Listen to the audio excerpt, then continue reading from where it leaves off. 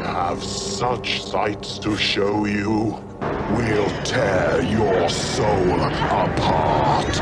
I keep telling you, I don't watch new horror movies anymore. And no, it's not because this movie came out when I was 13, because it didn't. It came out before I was born. And it's not because it's nostalgia, because, like, it's horror. You can't really get nostalgia for horror.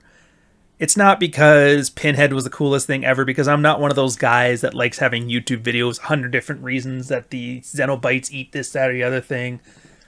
Look, back then, you had real practical effects, not weightless CGI that everyone, spilled yogurt on your screen crap. Like, you had actors that looked like people, not influencers. Guys with weird faces and haunted eyes, like the guy who played Garrick on Deep Space Nine. You'd cast him today and some exec would ask if he could do a TikTok dance. Very few movies are perfect. You got Nightmare on Elm Street. You got Halloween. You got The Brave Little Toaster. Even fewer movies were able to take like $1 million budget and make it into one of the greatest cult classics ever from the same guy who wrote it and directed it. And most off, back then horror had stakes. It didn't wink at you. It didn't care if you were comfortable. It just wanted to do cool stuff. It wanted you to crawl under your skin and it wanted to live there. So it was 1987. It was the year Black Monday wiped out $500 billion in a single day. The economy was bleeding, the yuppies were panicking, and the American dream started to cough up blood. And then Hellraiser came out. Because sometimes you don't need a bailout. You need chains and hooks and pins in your head. So Hellraiser did what 80s movies do. They teach us that obsession with sex and forbidden desires come at a terrible cost. The degenerates always die and the virgins always win. If you'll notice as you go back to the old Nightmare on Elm Streets and all that stuff, it's always the virginal girl that wins and it's always the sluts that die first. So unlike most horror films, Hellraiser took visceral body horror and they added like philosophical questions about pain, pleasure, and the boundaries of human experience, wrapped up in a gothic atmosphere. It was written and directed by Clive Barker. This was his first feature film, adapted from his own novella, The Hellbound Heart. This is his baby, start to finish. It's all he knows, and he's damned good at it. And it was made on a budget of nothing. It was like $1 million, which is even cheap by 80 standards. Thing made $14 million in the box office and spawned something like 123 sequels and God knows how much in movie sales. So yeah, back in the 80s, you could make a movie on a nothing budget and still find an audience. People actually went to the movies, and a film like Hellraiser would open in select cities, scare the hell out of people, make back its money, and then you had VHS sales, late night cable syndication, and cult followings that kept the cash rolling in. It was a simple business model that actually worked. It created a huge amount of variety. Like now, Netflix plays a penny a view. Theaters are too expensive to show anything that's not a superhero movie or some big franchise sequel like the fucking Minecraft movie. Like, it's hard to imagine today somebody wanting to make a movie about interdimensional sadomasochists with blood hooks today, even if it would kill on the cult scene and the home video sales, because there are no home video markets anymore. Cults are more interested in Bugattis and war rooms. All right, pause. I hate, and I hate YouTube movie reviews. I hate theater kids. I hate goofy commie kids. I hate my dad kids. I hate philosophy degrees. I hate people who love the box set. I hate people that don't unwrap the original movie. Commies don't like gore. Nerds do, though. Oh, and do they fuck this up the same way they fucked up Aliens? They become botanists for the Cenobites. Like, look at this. Look at this. It's video after video. No one actually watches the movie. No one actually talks about the movie. Nobody likes the movie. They just pump out list after list after list about what makes a Cenobite use a lightsaber, or what they eat for breakfast, or how you kill one. It's just like, I get why people used to make fun of those like hardcore Tolkienites back in the day. Like, I get it. Holy Jesus. What is that? What the f*** is that? What is that? Anyways, this stops now. Do you like puzzles? Do you like leather? Do you like chains, hooks, and the type of body horror that makes you question whether you're into it or just really uncomfortable? The blood brought me this far. How about a movie where the villain is also the victim? The monsters are technically just doing their job, and the scariest thing in the house isn't the undead uncle in the attic, it's the stepmom. Well, I have the movie for you. You opened it. We came. What the f?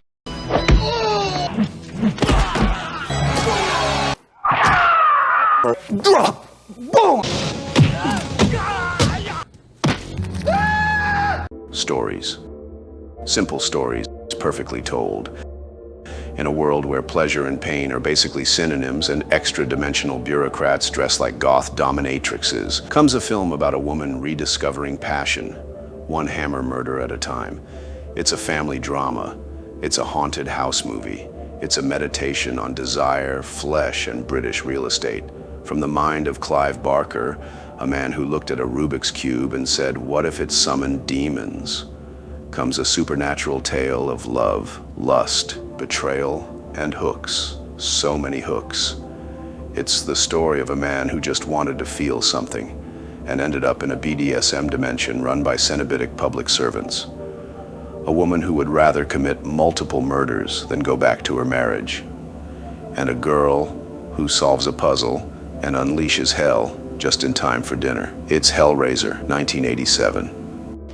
I'll do anything you want. I mean, who knows? Maybe all she needs is somebody to talk to.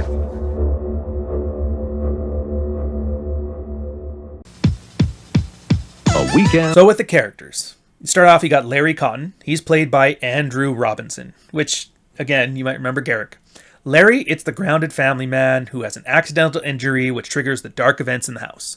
Though he doesn't have a major arc, his presence anchors the story's sense of normalcy before the horror unfolds. And his tragic fate fuels the terror. He ends up getting his skin worn in a suit too. It's pretty cool. The people aren't people really here. They're more like moral agents of the philosophical points. In this case, he's the family man. I think they must know he looks a little creepy too.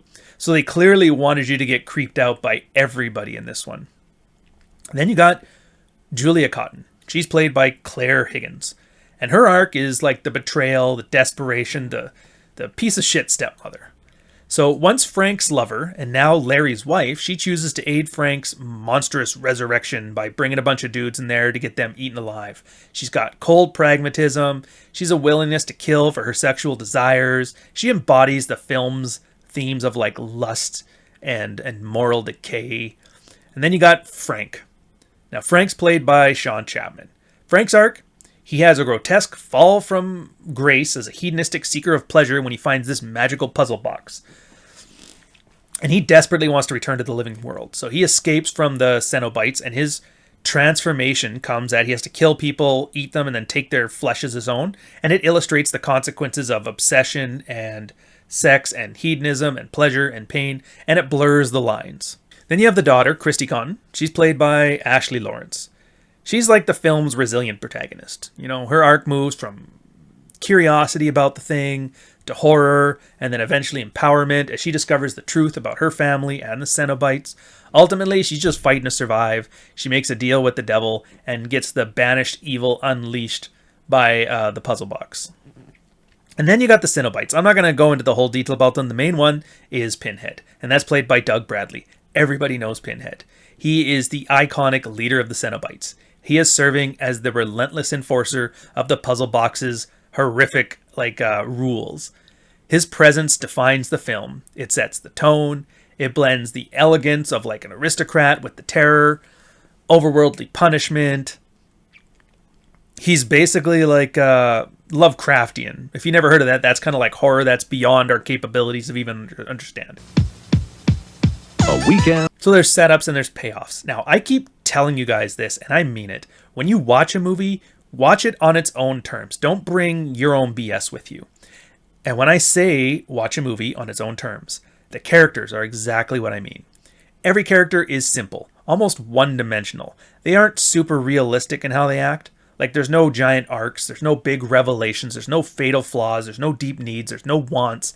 The characters are like set pieces. The real character is the premise and the moral message itself. Like, what would a world look like where hedonism gets its comeuppance, and there's supernatural beings to kind of illustrate that. But a premise alone can't carry this kind of movie. So they have to add special effects, gloss over some of the inner monologue from the books, because movies can do good. They can do great movies, but movies make bad books. And that's the appeal. It's not just a schlocky bad film. It's a clever philosophical story about wearing somebody else's skin, literally. And you'll see this theme across all the movies on this channel. Well, not the skin. Like, no matter how simple they seem on the surface, there's really a reason they're either personifying the rules of storytelling or they're breaking the rules of storytelling in a way that's also kind of good storytelling. And this one, the storytelling is the moral message. Hedonism is its own personal hell, and it drives people mad. It's how short stories work. You give a premise, you show characters that reflect that premise, and then you put them together in a satisfactory resolution. They have to be very tight with their time because they only have a few thousand words, kind of like how movies only have 90 minutes. A weekend. So the plot, and it's, again, you can tell it's a short story because it's a very, very simple plot. There's going to be, I think there's a few movies I've had on here that were based on short stories, like The Running Man, I think was the other one. And you can kind of tell because the plot itself is very simple and they love to pad it with action. So Frank Cotton acquires they call it the Lament configuration puzzle, I guess. I don't know. It's what I found online. From a mysterious merchant in Morocco. It's just a puzzle box. And he's wanting to seek new pleasures. So he opens the puzzle box in the attic of his family's house, gets a portal to another dimension, summons these things called Cenobites. But they don't call them that in this one. In this one, they're just demons, and you're just left to wonder what the fuck was that. So Frank's mutilated, taken by the Cenobites, dragged into their realm, and they're going to torture him for eternity. Bunch of time passes. Frank's brother Larry and his wife Julia move into the same house, unaware of what happened. Larry, when they're moving the stuff in, accidentally cuts his hand, bleeds on the attic floor, the blood sleeps onto the floorboards, and then it starts to regenerate Frank. It's his way of escaping the dimension. So he's partially reborn in the attic using Larry's blood, and he's pretty grotesque. Julia, she discovers Frank is there, and she's freaked out at first, but then, you kind of find out, they used to have an affair before, and she kind of wants him back. Alpha widows, am I right? So Frank convinces Julia he's got to help him by luring men into the house so he can feed on their blood. So Julia starts becoming a pickup artist, goes and seduces some goofy guys, brings them back. Frank kills them in secret, and then he's slowly eating them and rebuilding his body. Larry, oblivious to the whole thing. Doesn't know what Julia's doing, doesn't know about the horror in the attic. Larry's daughter Christy becomes suspicious of Julia because she never really liked her anyway, and there's been some strange happenings in the house. So eventually, she follows Julia up the attic, stumbles upon Frank, and then steals the puzzle box in a panic. She takes it to her thing, and because, curiosity, I guess, she solves the puzzle blocks and unintentionally summons the Cenobites. Now, the Cenobites are there, like, yeah, we're going to take you. Anybody who solves the box, we get to kidnap them. That's the rules. But she bargains with them. She says, hey, Frank, the one that got away, I'll help you get him back, but then you leave me alone. Leave me and my family alone. They're like, all right, bring us Frank.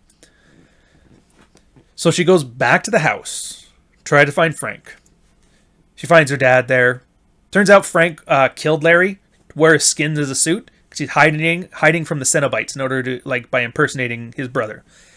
Julie and Frank, they attempt to trick Christy, pretending Larry's still alive, and they're eventually going to kill her. Christy figures it out, though, which it should be more obvious. He's got these gigantic scars around his face. Like, how do you not know something is up? So she sees signs. And Frank accidentally kills Julia in the tussle, so he kills her and eats her. Christy then lures the Cenobites back, and she brings Frank into the attic.